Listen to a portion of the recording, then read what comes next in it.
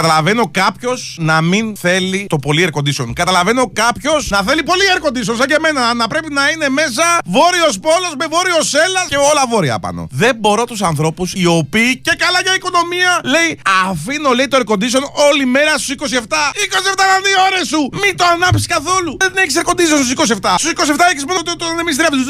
Άσε τα υδρώσω. Αφού και στους 27 θα υδρώσω. Το air condition ξεκινάει από τους 22 βαθμούς και κάτω.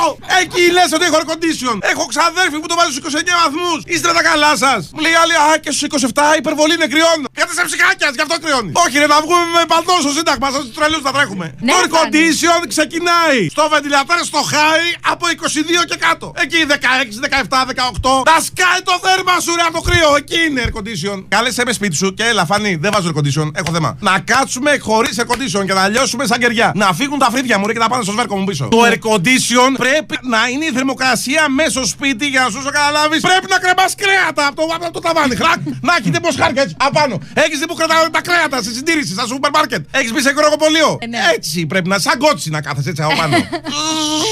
Πώς είχε ο Ρόκι Μπαλμπόα που δούλευε μέσα στα κρεατάδικα με τον πόλι εκεί έτσι. Και βάρα και μπουνιές, τα μοσχάρια έτσι πρέπει να. Εύρε αγόρι μου, πήγαινε σε κρεοπολία άμα θες το. Με 27 βαθμούς κάνω νιοθεραπεία εγώ. Χρειάζεσαι αντιλιακό μέσα στο σπίτι, ρε. Στους 28 και στους 27 λένε ότι δεν κερεύουν. Μη με καλέσεις σπίτι σου, ρε.